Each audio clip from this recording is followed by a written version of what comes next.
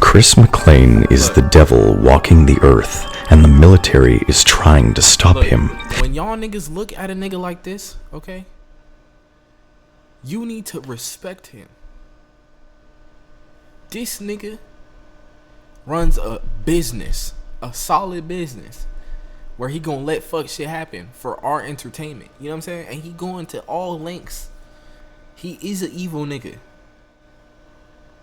But it's for the business. It's for the cause. You feel what I'm saying? What would we, like, if I was him, I would have done the same shit. There's a reason why we both Chris.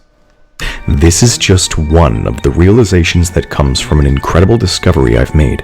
See, I have figured out that the animal curse which hit DJ in Total Drama World Tour was not only real and by design, but is connected to some of the biggest mysteries in the show. Izzy's behavior, the producer's secret plans, and most incredibly of all, Ezekiel turning into a feral animal zombie.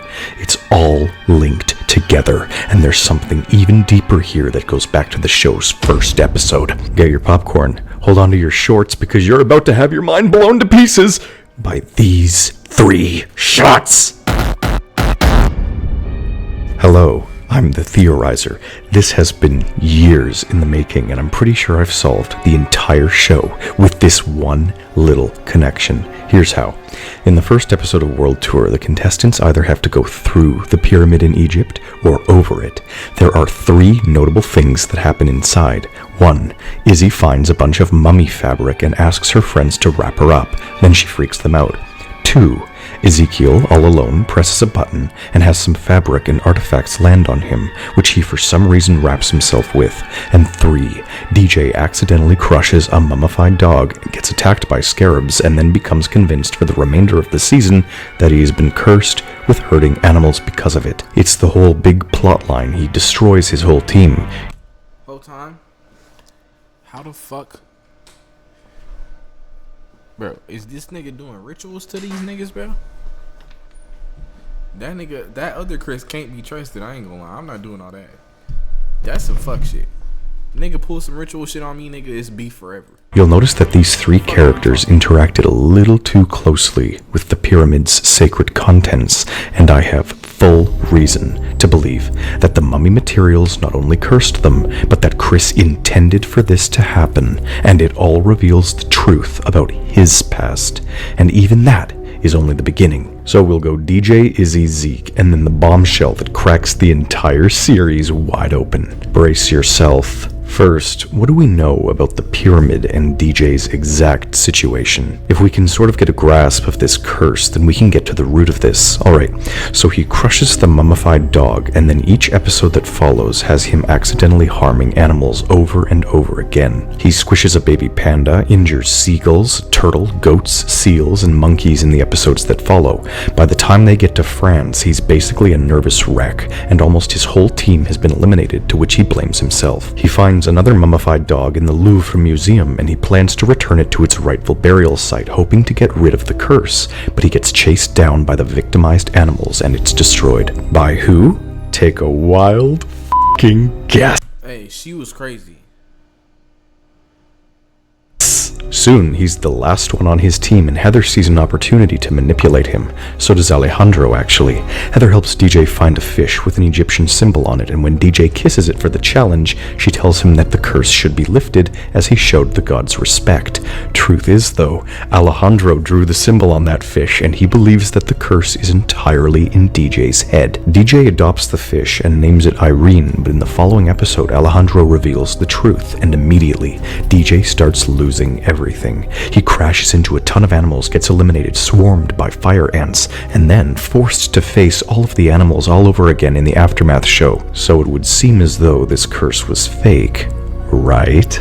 Everyone, this curse is real. This sounds crazy to anyone who isn't aware of exactly what's going on with the producers of this show. But if you've been with me for a while, you'll know that my other discoveries. So you want to be a software engineer? Go to boot.dev, make a free account. Please make this one. You trying to tell me that this nigga A demon? 100% legit. You see, the producers, mainly Chris, control the whole show to manipulate the narrative for better ratings. I've discussed this many times. Chris is so extreme that he's a flat-out sociopath, and Chef is there to kind of balance him out at this point. Really though, every little piece of the show is meddled with. This is why Heather lasted so long in season 1, for the complete and total drama. Chris doesn't shy away from admitting that he tampers with everything, and even when both Heather and Alejandro do their manipulations regarding DJ, he's standing right there, praising their evil. Chris is in control, but the reason I'm bringing this up again is... Are they saying my nigga Chris is light Yagami? This nigga is playing these niggas? They're all playing the roles that he gave them and they don't even know? Are we saying he's Lelouch? Okay. Are we saying he's that one nigga from Assassination Classroom?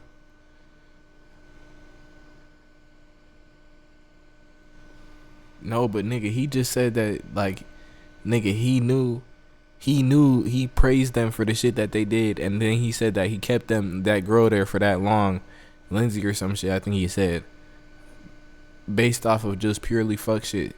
This nigga is a manipulator. He's top manipulator, cause he knows what he's doing, okay? And they're all under his control, but they don't know. Heather, yeah, that's who it was. Because when the plane explodes near the end of the season, all of DJ's animal victims come rushing out of the cargo hold alongside Ezekiel himself. This means Chris literally kept them there and planted what he needed when he needed it. The whole curse is a setup, and Blaney also reveals that the Aftermath show just has them waiting there for him again.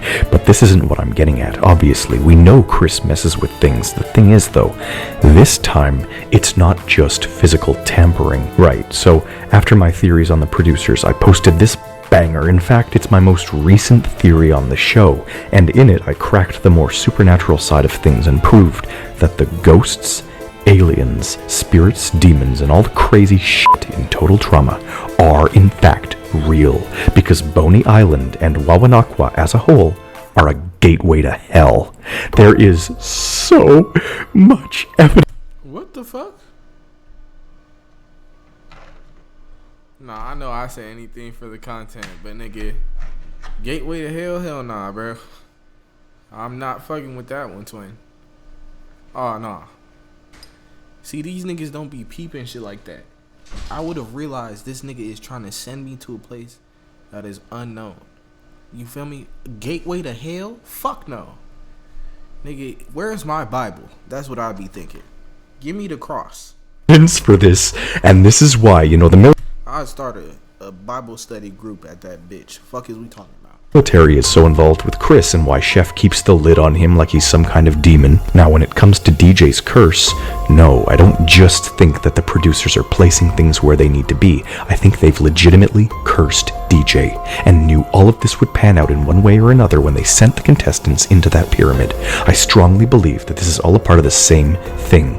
The physical tampering, the metaphysical tampering, in short, the producers did this, and DJ is cursed. But wait, you say, DJ got over his... So now we went from DJ was made cursed by fake shit, but to now he really is cursed? Because I don't know, producers are demons? I'm very confused now. Like... nigga. Curse when he thought it was fixed. Well, guess what? No, it is still partly in his head, but not in the way you think. He kissed a McLean family fish with an Egyptian symbol on it. That's a sign of respect, fake or not. Notice how he gained extraordinary physical abilities after doing so, too. What really gets me, though, is that in spite of his nerves coming back later on, and in spite of Alejandro's racetrack sabotage, there is no way this wasn't on purpose, because there's a motherfucking walrus suddenly on top of a racetrack in Jamaica. Don't even get me started on how they later eject him onto a bed of fire ants. This is all on purpose, with direct and supernatural influence, and DJ is suffering for their ratings. Something similar happens in the Redonkulous race with a lava rock artifact. These curses are real. These producers are vicious, and as promised, this solves everything else because guess what? If this pyramid is our conspiracy nexus, then it immediately would solve the other two most insane mysteries from Total Drama as well. Izzy. 6 years ago, I determined that she's not crazy at all. She's manipulating everyone so she can get the money, but more importantly, so she can torment everyone because she's a... I fucked with Izzy so much. I think if Izzy was real life, she'd be bad shit. But not only just saying that, I thought like low key like that crazy shit. I thought she was like just pee because she was so crazy. Like she was top dog. You feel me? Like she could handle anything. Real shit. Stone cold psychopath. She lies almost constantly. She has an extremely high IQ, and she often skips out on challenges so she can jump ahead without... That's true. She be skipping out on the shit that be like, why would you do that? And then she just somehow like green. Being eliminated along the way. She uses alternate personas as scapegoats. She excuses her madness as kaleidoscope. She excuses her destruction as explosivo and uses Brainzilla to funnel her IQ. But it's all fake. My theory got just under 1 million views in total and was spread around the internet like wildfire. You may have even... God, I just was like kind of watching it or hearing it because they was watching that motherfucker yesterday. Seen that Izzy Isn't Crazy conspiracy video in which someone scanned through the entire show episode by episode to confirm my outrageousness even further. And yet, the one thing I could never determine was exactly why. Why beyond being evil and sadistic would she do all this to everyone? She doesn't even really want the money in the end, and she goes a step further too. She has the supernatural abilities.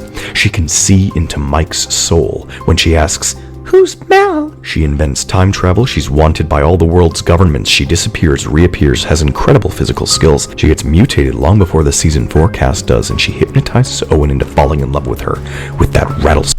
I'm like, twin, I'm also nigga what? Like, I gotta sit up or something, nigga. I'm confused. How are we getting here? Bro, I gotta watch like the other shit because I'm really like, nah, bro. These niggas is taking it somewhere, bro. Literally, how are we in The Incredibles? Niggas is getting powers. The whole time, niggas did have powers in that show, for real, for real. Snake dance.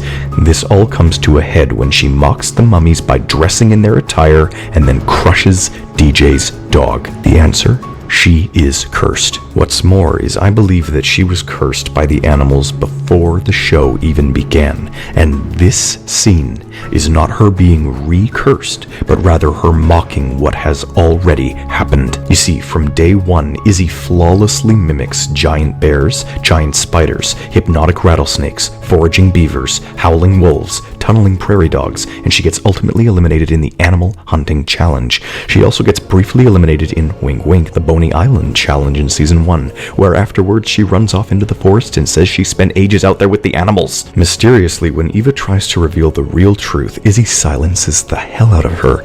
This pattern set, this curse, this animal vengeance is built into the show on a much deeper level than you might assume at first glance. I did cover this a bit in that Boney Island video. The supernatural moon, all of the quote-unquote mutation, and the smart crazy animals of Camp Wawanakwa, it all comes down to the fact that this island is on top of a gateway to hell that's at the bottom of the mine shaft. It's wild, and yet almost certain. Shang-Chi land, bro. You know they had that gate to evil shit. That's that same shit. True. We haven't even gotten to the mine-dwelling, animalistic hell spawn that is Ezekiel, and it's all coming together. Izzy never spent time with the nature reserves as she claimed. She has 2 audition tapes. She has been targeted by the military since her birth. The same military that Chris is friends with, the same military that takes her away in the same episode of World Tour that DJ gets eliminated in, the same military that chased her down because she's one of several innate subjects of the Luciferian regime. You will...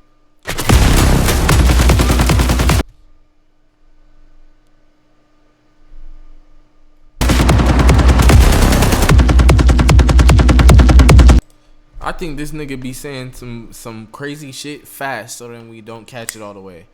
Like, what? Nigga? Fuck is we talking about? Luciferian regime. Huh? Nigga, I heard that. You said it fast as hell, nigga, so I wouldn't catch it. I heard that shit. What do you mean? will understand what exactly I'm talking about because of Ezekiel. He's clueless and bizarre from day one of the series, but in World Tour, after he gets wrapped in the fabric, what happens? He is rendered immortal. He clings to the show like Gollum, desperate for the $1 million. In line with the animal curse, he hides in the cargo hold and, quote, homeschools with the rats. His last, even vaguely human moment is when Chris forces him to be Jack the Ripper, which he's quite good at. He gets more and more malnourished, but doesn't die because of what happened to him in Egypt, and believe me, he should be dead. I haven't talked about this like 4 years ago or something. His health crisis is insane. His parents put up missing posters, but their son is no longer their son. He's an abomination. Chat, I'll be right back. Give me 1 minute. Not even. Like, really 30 seconds.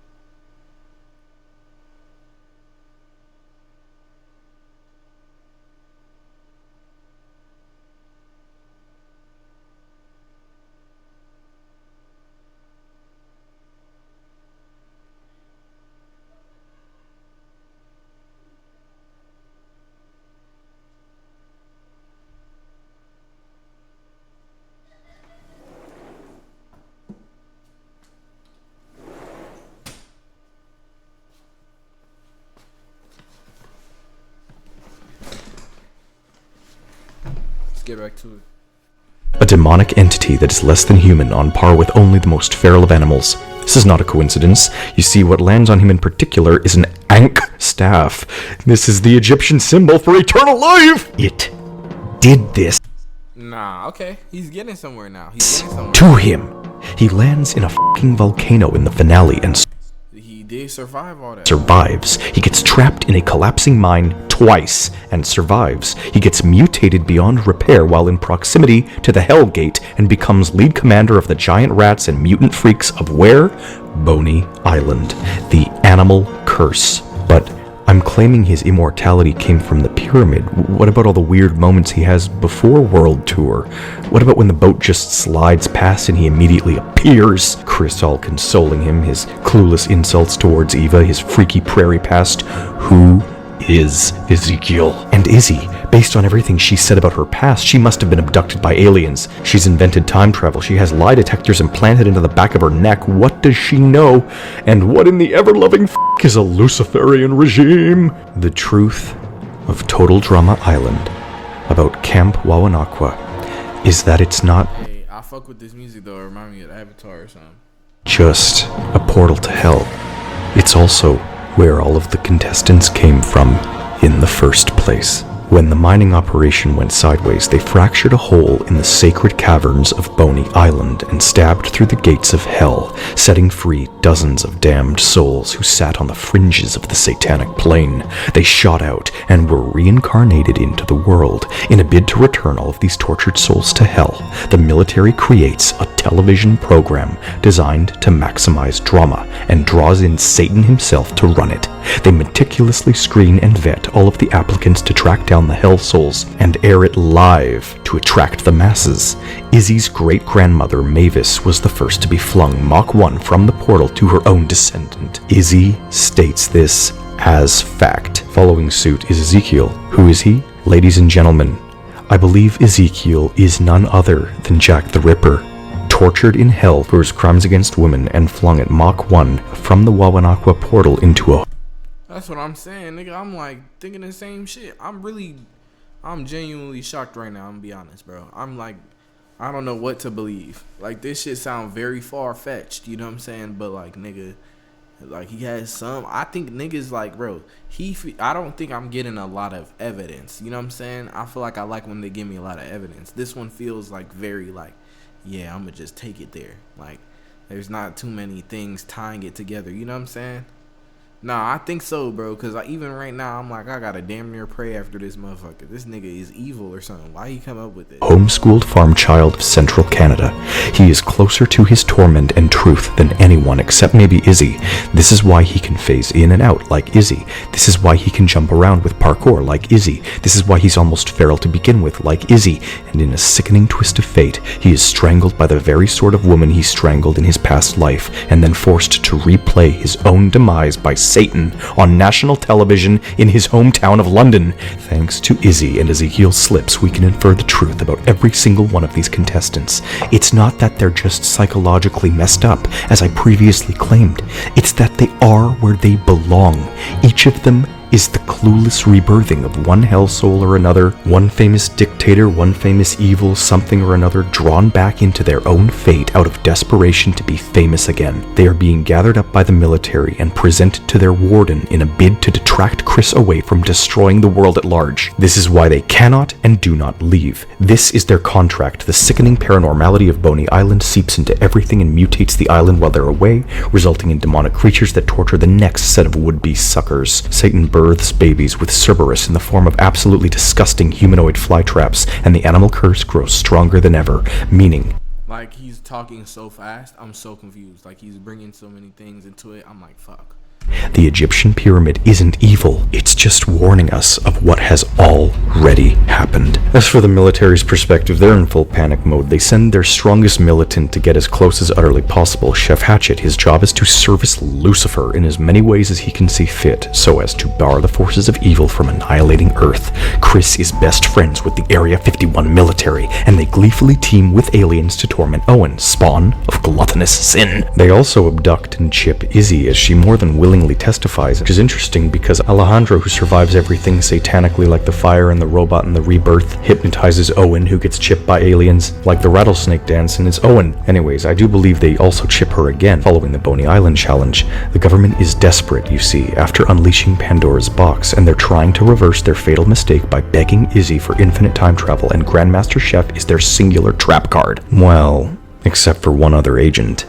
Mildred Stacy Andrews O'Halloran, codenamed Blanley, is at the core of all their sociological operations, fully invested in the lives and backstories of these reincarnated spirits. Her knowledge is a fact. She allies directly with Chef during the events of World Tour, and Satan punishes the man by encasing him with thick outerwear in the dry heat of the African savannah as close to hell as Earth can manage. For her crimes against the satanic conquest, Blanley's bones are crushed to pieces by parachute omission in a sickening twist of mockery as a living mummification. She is then used and abused by an animal that seeks a relationship nearly as disturbing as that of the flytraps, and we see it over and over and over again. It's disturbing. It's in the corner of shots. Reality TV is a stage, a medium of demonology for the militaries of the world, infested with spies designed to placate the satanic force of Chris McLean. It was her last words. She was seconds away from revealing the truth, and cutting her off like Izzy did Eva, we get the biggest clue of suspicion yet. They wanted me to host the show. You only got the job because I said no and... Is it really quiet in here all of a sudden? You better believe it, because not only is it consistent with all the clues characters drop and the mysteries they leave dangling, but it also makes perfect poetic sense. If you have any comments about it, evidence or otherwise, do leave it, but please, more than anything, if you're not subscribed, do make sure to click the button. Chat, I don't know. Because, you know, that last one got me a little bit. But maybe he not the devil. He just an evil nigga or something. Like, I think there's something a little deeper here. You know what I'm saying? Not deeper than that, because, nigga, like, I don't know. I feel like there's something else. Chris said, why you rockin' on my? I'm leading this shit at the top like a pawn. Like a dog chasing bitches, run to the bone. Here's the beginning, I can only go.